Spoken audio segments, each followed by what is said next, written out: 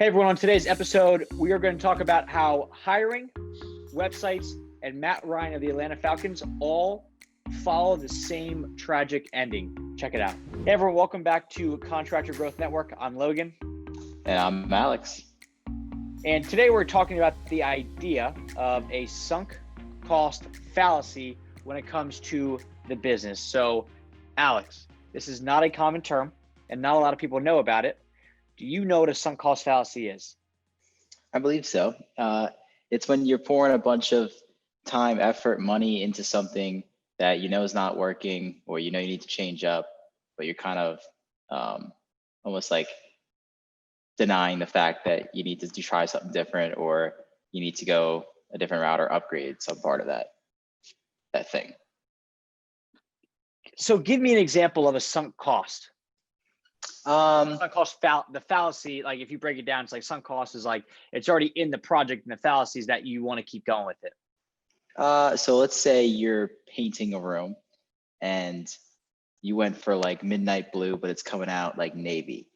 And you're not really sold on it, but you're like, maybe I just paint the whole room and it's gonna come out great. But you're about halfway done and you have to go back to the store for paint, and you're like, instead of just changing up, maybe go with the other color that you thought, you go back and just stick with that same color, and you pour more money into that wall, only to in the end realize you're like, yeah, I hate it, I don't want it, and then have to go back and you're gonna switch it back anyway.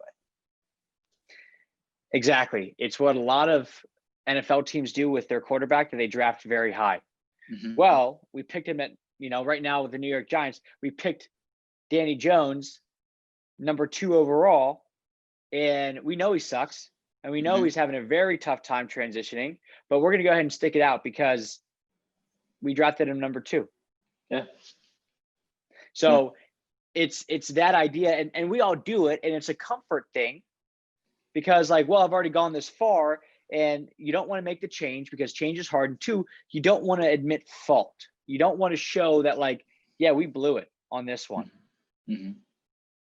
So, and I see a lot of business owners do this exact thing in their business, and a couple examples, and we're going to get into the marketing side of things and how all this affects your growth, but it could be a general contractor that they really want to do kitchens and baths and the fun stuff. But so far, they've built their entire business on restoration and things like that, which the clientele are 2 very different clientele. Alex, what emotion are you feeling when you want to remodel a kitchen? You're feeling like when you want to remodel it, you're feeling excited because you get a new kitchen. But right. Yeah. You want, okay. You're feeling, if restoration, if that's not where you're going, you're feeling nostalgic. So you want to. Well, restoration, let's just do this one. Restoration being like there was a flood in your basement. So now you got to restore your basement. How are you feeling after that flood? Oh, sad, very angry too. Sad, angry, pissed off, all the above.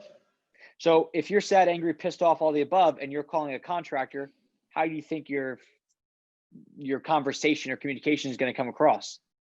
Probably hostile a little bit. And what contractor or anybody wants to work with somebody who's hostile?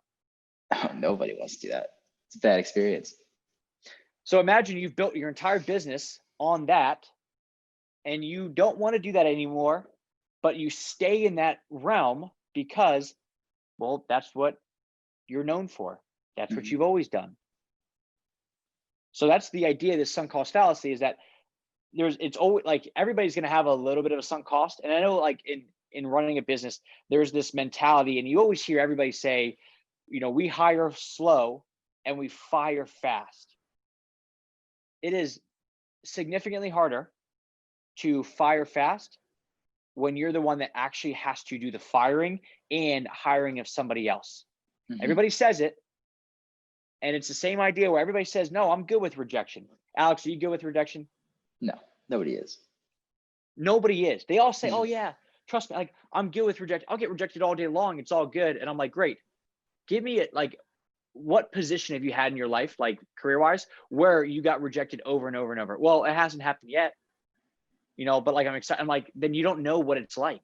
You don't know rejection. You can sit here and tell me that you'll get rejected all day long, but not getting into Harvard, You can't use that one as like, well, I'm used to rejection because I applied for Harvard and I didn't get in. It's like, yeah, because you're 38 years old and a contractor. Like, I don't know why you applied anyway. Like, it doesn't count. Yeah. No, So, exactly. and so it's this idea that like everybody is good with it or whatever, but until like shit hits the fan. But back to the idea of sunk cost fallacies, it's we get too deep into something and we know we shouldn't do it. And it's good that you're self-aware enough that you shouldn't be doing it this way. However, you stick with it because it's comfortable and you've already gone this far. You might as well just keep pushing. Does that make sense, Alex? Yeah. So I think you just summed it up a little bit better there. Like you don't want to step out of your comfort zone. So you just kind of keep going and think, oh, it'll work itself out in the end. You know, it's not necessarily denial. It's just, you know, you don't really want to change it because you put so much time and effort into it. It's kind of like you can't take your step back and see where you're going off the rails. Like the hire fast, fire, or the fire fast, hire slow. I see that a lot with businesses, like not even in our clients and contractors, where it's, you know, they'll put that 6 months of like, you know, oh, trial basis. But as soon as, you know, they're full time, it's like the whole mood changes. And if they screw up once, they're out. Oh, they've been here for 6 months. They still don't get it. Well, you changed up the entire job essentially after you took them off that trial basis. So, or that internship, if you want to put it that way. But yeah, no, it's definitely an interesting concept that I hadn't learned until I started working here. And you kind of brought it up a bunch of times where it's a big part of how it really stunts your growth, the sunk cost fallacy. So the place that I see it the most is with logos. Somebody 30 years ago created a logo. They went to FedEx Kinko's. They had their friend's mom's cousin do it, whatever it is. And what happens with logos is, well, let me ask you this, Alex.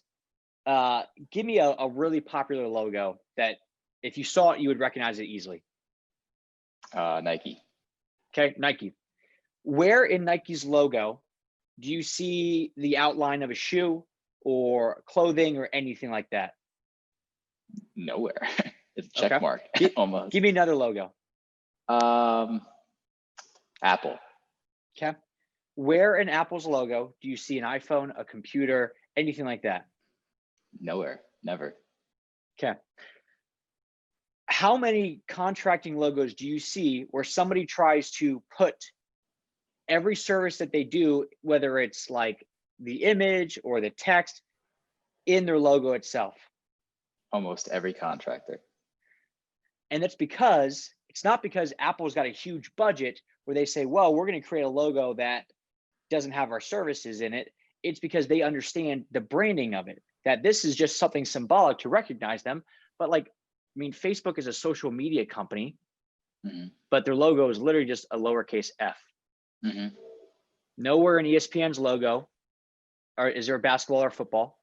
But with most contractors, when they first start, they don't know that. And small businesses as a whole, they don't know that. Like it just makes sense because like that's not something that you learn in school.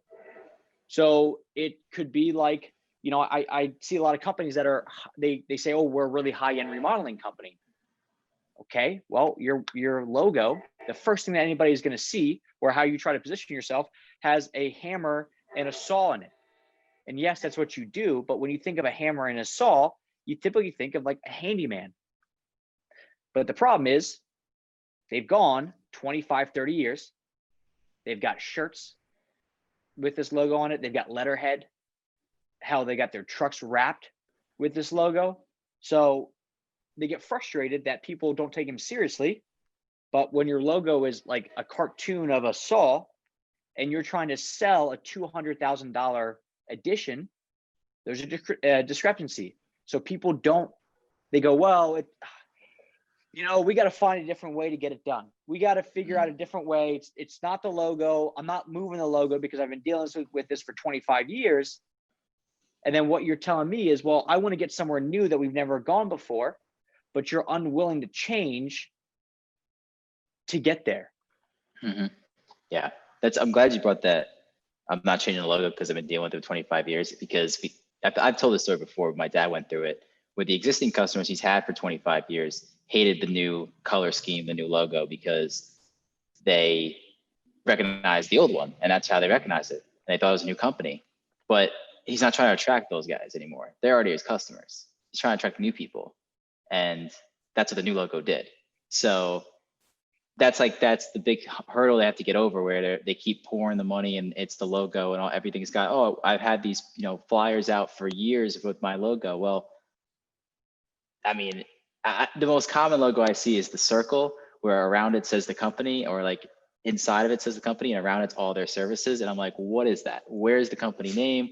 Are you heating and cooling, or are you, whatever the company name is? But yeah, I mean, we've talked about this on branding and refreshing and kind of like doing, logos and stuff like that. But yeah, I mean, you're not trying to keep your old customers, attracted to your logo. They already were attracted to your service and your process. It's the new customers that may need that aesthetic please of a new logo or a brand to hop on board. I'm glad you brought that up, because first of all, I don't think I've ever heard that story about your dad. That's 100% really? spot on. Mhm. About and this is what we do with like websites. Okay, great. So tell me why somebody new is going to hire you, because, well, they're going to do this, this, and this. I'm like, okay, you could be saying right now that your most popular service is X, but if most people initially call you for Y and then end up upgrading to X, we want to show why. We want to show that, because your current customers are not going to be going back to your website over and over and over to learn more about you. They're going to call you or email you or figure something out. But the future clients, the future people are different. So that's why understanding how people come into your world is so important, because the way that you market to somebody already in your sphere and in your customer base and in your QuickBooks is very different, like what you're saying, than somebody brand new. And a lot of people do this like with like their website and their marketing and their logo and all this stuff. Is they say stuff like, well, I've already got a logo and it's been around for 25 years. I don't need a new one. Or I've already got a website. I don't need one of those. Like, it's good. But and a lot of it is because they're so deep into it. And what they don't understand, or they're not self-aware enough to say, because I hear this shit all the time. Logan, I want to attract high-end people. Great. Who do you not want to attract? Oh, people that do DIY stuff. Okay, well then why are you calling me for help with your website when you're sitting here telling me that you want to DIY your own website? How does that make sense? Well, yeah, you got me there. Damn right I got you there. But you got yourself there. And this is why you're calling me, because clearly you DIYing it yourself is not working. And they'd say the same shit. Well, I just had my website redone, but it's not getting any leads. But I don't want to redo my website because I already put a bunch of money into it. Yeah. So it's like this catch-20. Like, I don't know what you want me to say, because you're telling me that what you currently have sucks and it doesn't work, but because you just did it, you're not going to redo it. But then they turn around and get mad and go, well, this homeowner they're trying to do all this stuff themselves. They should just trust the expert. So it's not like they don't experience it, because they all do. It's just whether or not they're willing to recognize that they're putting themselves in the same shoes of the person that frustrates them. Yeah. Yeah, no, 100%. It's also some pride that they built it themselves. Like, they put it together. So they don't want to hand it over to an expert that might change everything. And then you get that feeling that you're like, oh, I guess I didn't do a good job. When really it's not that. They're not the expert. So they're not setting their website up to succeed the way they want to. They think they are, because they know how they want to succeed, and they know they built the website themselves, but they don't know how to execute it. That's what the experts do. Same thing if you're building a pond and it's a DIY guy. He's just throwing rocks together, trying to make a waterfall as a hill, and it could come off all totally wrong. And it's not, filtration's not right, and all that plumbing's not right, all that stuff. He's just throwing stuff together at the wall and hoping it just comes out like the professionals do. So you don't really know you don't really know until someone points it out to you, but you have to be willing to accept that help. And most don't want that. Most are because the pain of admitting that it doesn't work, or that it's wrong, or they wasted money, is not worth getting to where they want to go. Mhm. And the reason they call you is because they're insecure about it. And that's because they know you're the website guy. So they're going to call you because they want to basically know, hey, I built this myself. I know I need some tweaks, but it's pretty on spot, right? And it's like, well, it's not. It's completely off. And they get insecure about it. That's a tough conversation to have, because I had that sometimes where people will say like, I built this myself. What do you think? Mm-hmm. How would you respond to that, Alex? Somebody sends you a video Mm-hmm. that you watch it and it's total dog shit. And they go, Yeah. Alex, I know it's probably not as good as one of yours, but like, what do you think of it? Not bad, right? How would you respond? That's tough. I point back to when we started doing website reviews, and we had this one landscaper. Like English wasn't his first language, and it was a horrible, outdated website. And I remember you feeling really bad for ripping him on the YouTube video. And I'm like, it's a tough conversation to have. I mean, because you don't want to rip it apart, but you're like, I like to just point out the couple things off the bat and be like, listen, you could do this better, you could do this better, you could do this better. And it's, but the effort's there. It's just not executed correctly or something like that. You can word it nice, but it's tough when someone puts time and effort into something they're not great at, basically. And then you got to tell them like, it's not as good as you thought it was. And clearly it's not, because you're calling me and it's not. And that's, I try to do the compliment sandwich, where I'll first ask them, hey, what's the goal here? Oh, I'm trying to get more customers. Great. How's it working for that? Well, it's not. Okay. So it's great that you took the time to do this and now you understand it. With that being said, and the compliment sandwich is compliment, criticism, compliment. Mm-hmm. Hey, it's awesome that you built this website. It's super cool that you like learned this skill. Now, what I will say is it sucks and it doesn't work at all, but great job learning it. Yeah, exactly. Like it's tough. Yeah, it's like the positive in building your own website is that now you understand when you hire us or a website company, is that you know how much work goes into it and you'll appreciate it. But like, you're right, they think just having one is perfect, so I'll build it. But then because they've never had a website that sells for them, or it generates very high quality leads for them, they don't know how good it could be if they just was like, I don't know what I'm doing. I have no idea what I'm doing. It's a tough conversation, but it's just like the insecurity of people, not because they built it themselves, and that attachment is just like, sometimes you gotta let go if you're not the expert in that field. So let it go to somebody. Homeowners do this all the time. They try to do their own remodeling projects. They try to do their own landscaping project, whatever it is.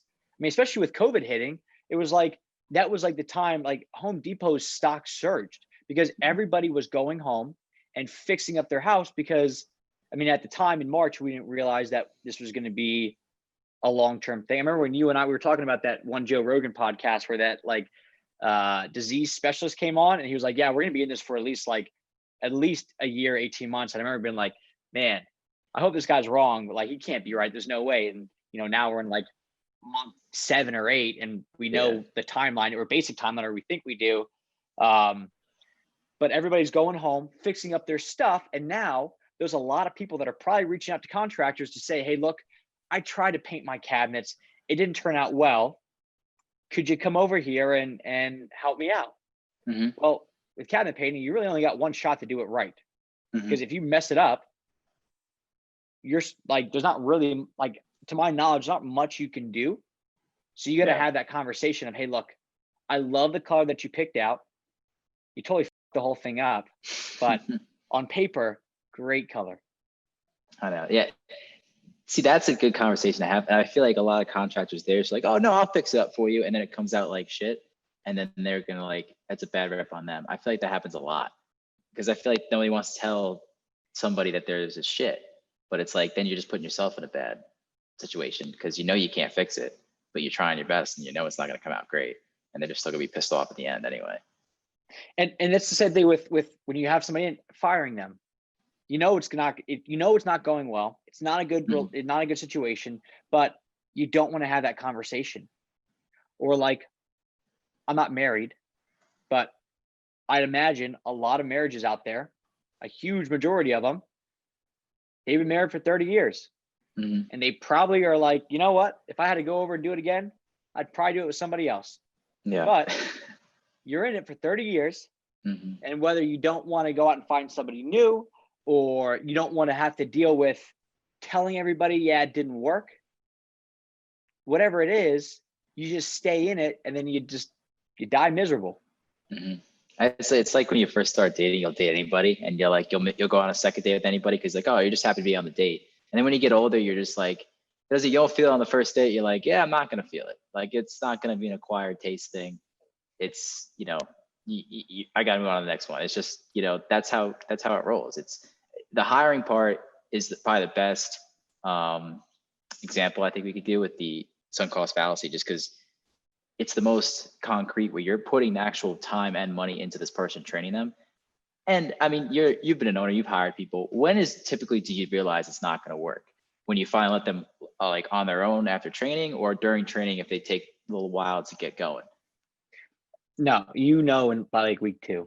Yeah. But what you do, and this is how it works. By week 2 if it's going to work out or not. But what you do is you keep them around till month 3, hoping the light will click. It'll turn on, and you're good to go. Because sometimes it does. Right, because and that's what you're hoping for. It's golf, dude. Yeah. It is the game of golf where it sucks, and then boom, you get a birdie, and you're back in it, baby. Let's do it. Yeah. Let's go another 18. But and you're literally chasing that one time. They're like, okay, cool. If I can just do this all the time, I'll shoot a 70. But it doesn't happen like that, because, and this is what we're doing right now, where we're hiring these sales specialists to come in and help us grow, and building up the sales team.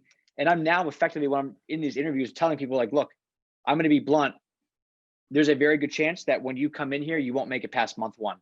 And I'm just going to be open about that, because that's what I'm like starting to understand, is that a lot of this stuff is not easy. But if you like paint this great picture of, don't worry, we'll work it out, we'll make it work on the back end, like you pretty much know very quickly. And I think that's what a lot of people are afraid of, a lot of contractors are afraid of when it comes to hiring, is that they're afraid, well, if I pay them $25 an hour and they suck, I'm going to be out all this money. But if you're typically paying $15 an hour and now you're paying 25, if they're late 3 of the first 4 days of work, you're going to fire them real quick. So you're really only out like $80. Yeah. Is the difference between 15 an hour versus 25 an hour. And I think that's what a lot of people forget, is that they think that when they hire somebody for more money, if that person's not living up to that standard, you don't have to test them out for 3 years and go, well, shit, I just lost an extra 30 grand. Within a couple weeks, maybe if you're super busy and you just, whatever it is, it's a month and a half, but pretty quickly, is this person going to work out or are they not? And you can rip the Band-Aid off right there. But if you continue to let it fester, it's this loneliness cycle, which is you're lonely as a person. You don't want to reach out to somebody because what if they reject you? And if they reject you, then you're going to become more lonely. So don't reach out. But then as you don't reach out more and more, you become lonelier and lonelier. And you're widening that gap of getting out of this cycle of loneliness and depression.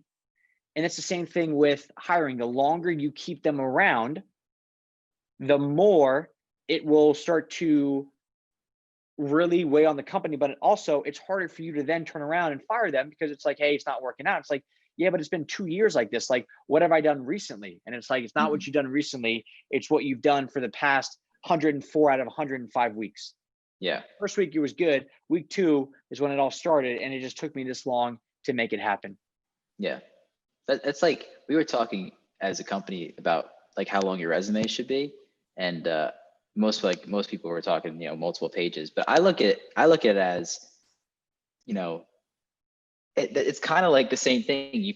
Because you've put so much time into these internships and these little like side jobs that you think it's worth mentioning on your resume, when really they don't really care about that. They don't care what you did in high school. They don't care the unpaid internships at this point in your life where you've done it. Like I've been in the room with you interviewing older people up in, with 20 years of experience in sales, and they still put back in the 80s what they did. And it's like, well, the 80s computers were brand new. Like that doesn't apply to what we do. digital marketing company. So I mean, leave that off on your 3-page resume. But anyone can like spiff a resume to get a job. I truly believe, I see it at my dad's company all the time. They walk in and it's just like, my dad's like, he'll show them the resume after 2 weeks, be like, where's this person? I want this person, not what you're bringing me. So I do not envy the hiring process. It is very tough. And I've seen it as a spectator, and yeah, it's crazy. I will say this is with, and this is talking about sunk cost fallacy. Here's a fun story. This is there's a guy that I was interviewing, is for, I don't know, like a copywriter position or something like that. And I asked him what he knew about the company, and he said he heard a lot of good things. And I said, great, like what things? He said, oh, you're really trustworthy. You're all, it's like everybody likes working for you, this and that. And I said, great. Where'd you hear about that? And he said, oh, I read it on glassdoor.com. And I said, okay, great.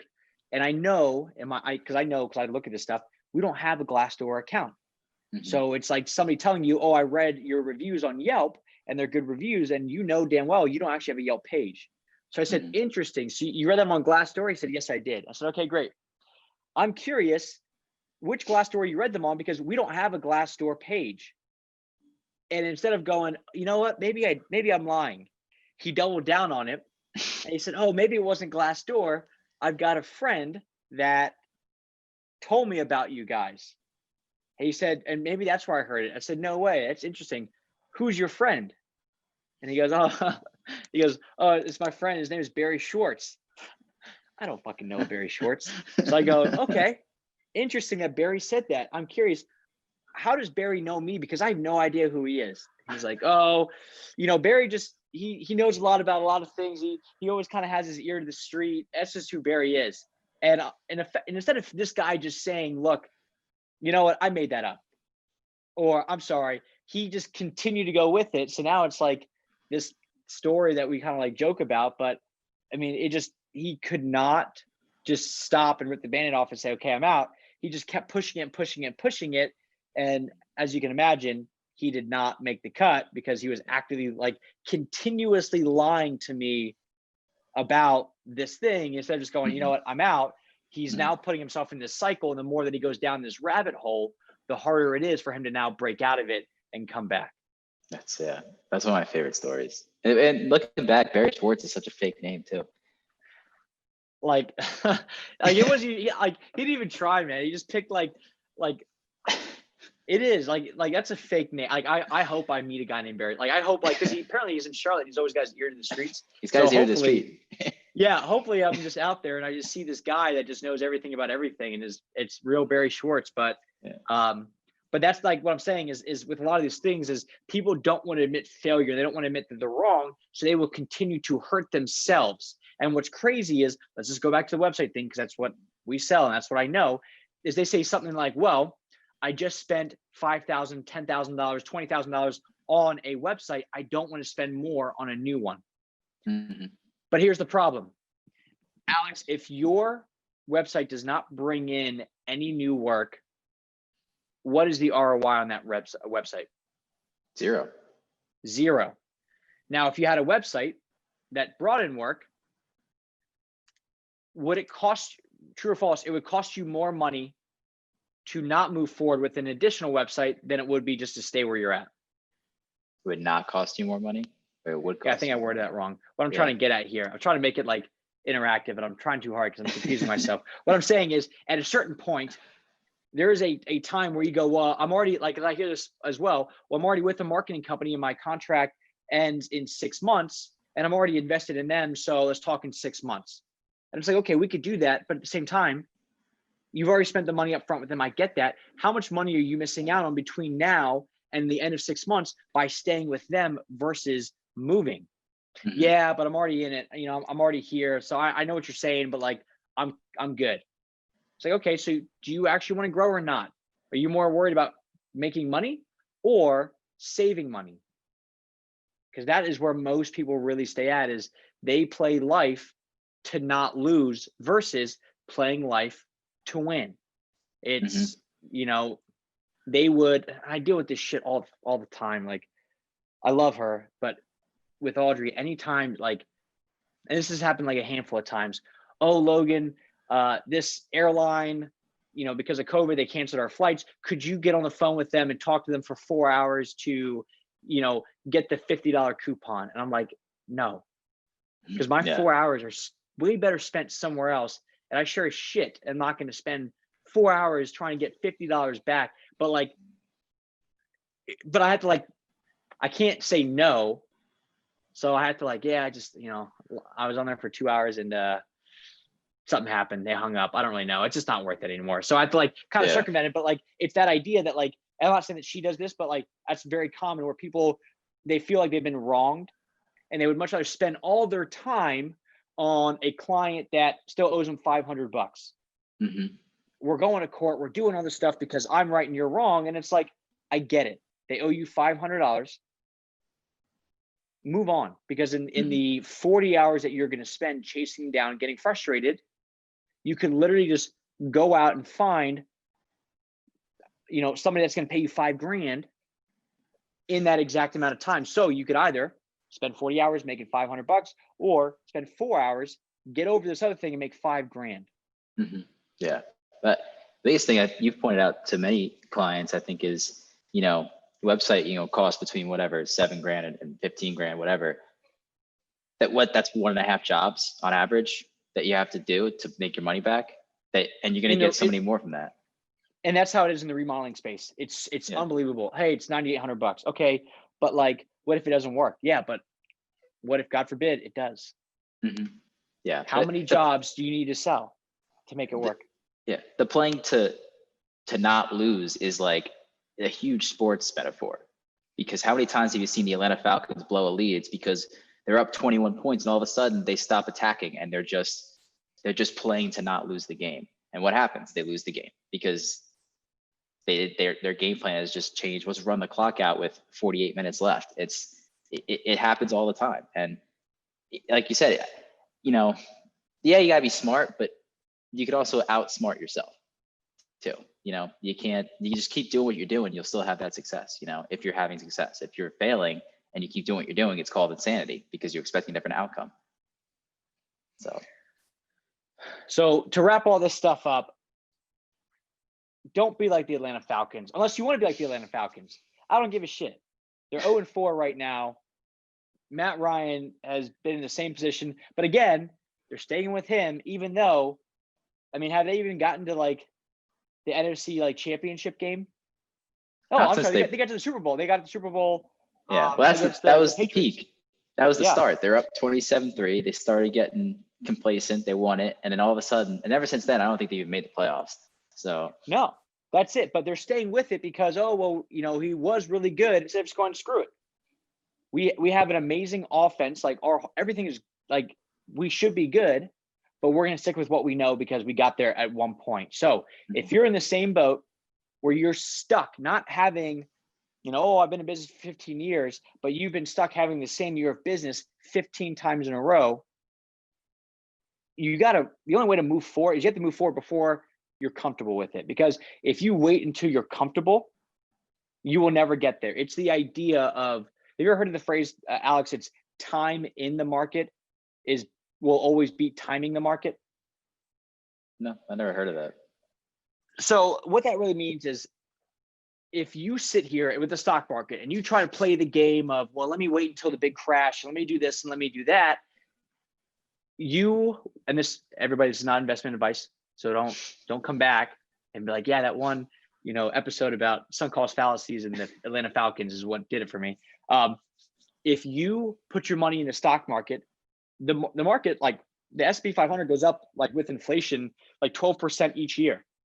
So you could sit here and wait and try to play that guessing game of when to buy the dip and all this stuff, but you're way better off. And they actually did a study on that where they said there was different groups, but one of them, effectively what they said was over a 10-year span, you put $2,000 in the market every single year.